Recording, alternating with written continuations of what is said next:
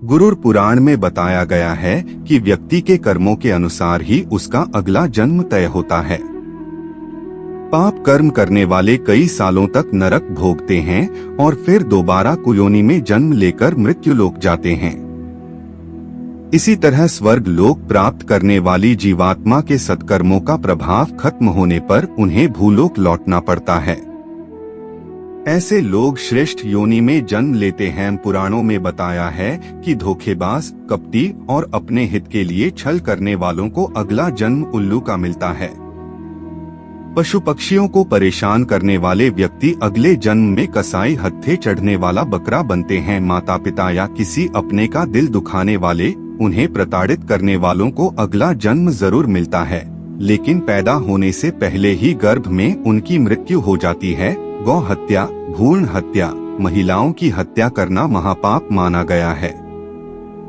ऐसा करने वालों को अगले जन्म में चांडाल योनि प्राप्त होती है। स्त्रियों का शोषण, उनके दुराचार करने वाले अगले जन्म में कुष्ठ रोगी बनते हैं। वहीं गुरु का निरादर करने वाला व्यक्ति अगले जन्म में नरभक्षी के रूप में पैदा होता है, जिसे जन्म से मृत्यु तक कई तरह के कष्ट झेलने पड़ते हैं। अन्न की चोरी करने वाला चूहा, जल की चोरी करने वाला चातक, शहद चुराने वाला मधुमक्खी बनता है। हम जैसा कर्म करते हैं वैसा ही हमें फल मिलता है। अगर हमने अच्छे कर्म किए होते हैं तो उसका हमें अच्छा फल मिलता है, और बुरे कर्म किए होते हैं तो हमें उसका फल बुरा मिलता है। अगर हमारे साथ कुछ बुरा होता था तो पहले लोग ऐसा बोलते थे कि जरूर उसने पिछले जन्म में कुछ बुरा किया होगा, इसलिए इसके साथ ऐसा इस जन्म में हुआ। लेकिन अगर हम बात आज के जमाने की करें तो हमें अपने कर्म का हिसाब भी इसी जमाने में चुकाना पड़ता है। पहले भगवान नोट और कलम लेकर सभी के कर्म का हिसाब करते थे, इसलिए पिछले जन्म का हिसाब इस जन्म में होता था।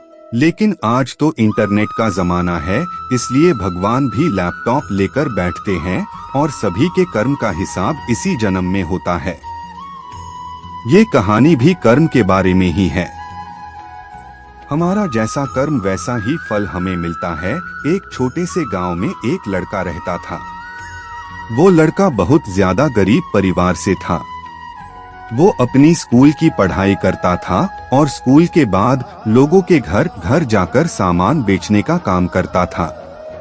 इस तरह घर घर जाकर सामान बेचकर उसे जो भी पैसे मिलते थे उसी में से वो अपनी स्कूल की फीस भरता था।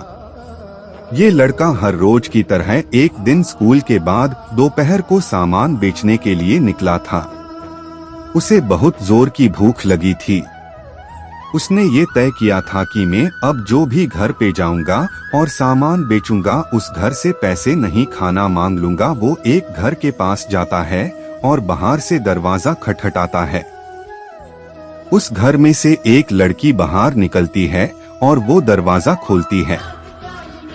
इस लड़के ने उससे पानी मांग लिया।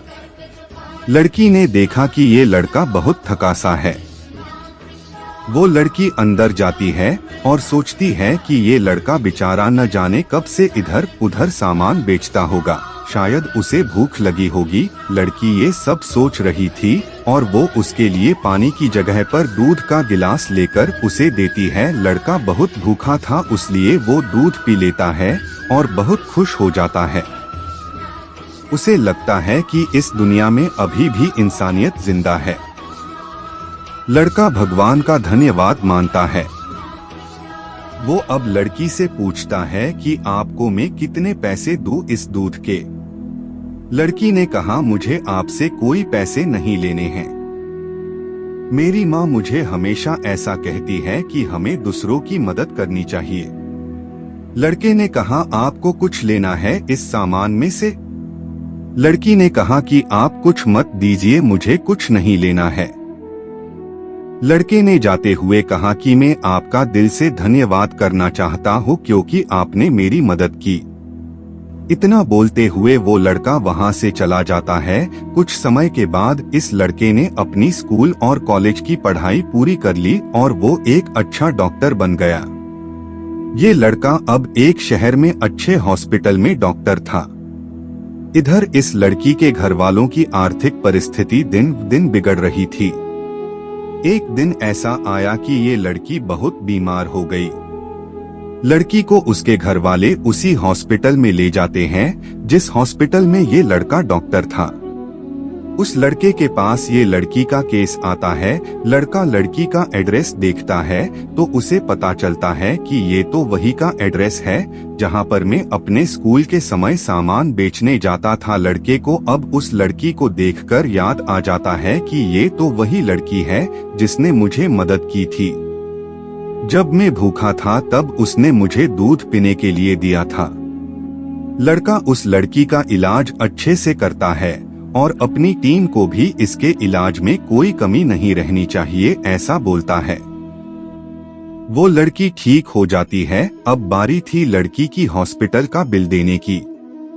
वो मन ही मन बोल रही थी कि पता नहीं कितना बिल होगा।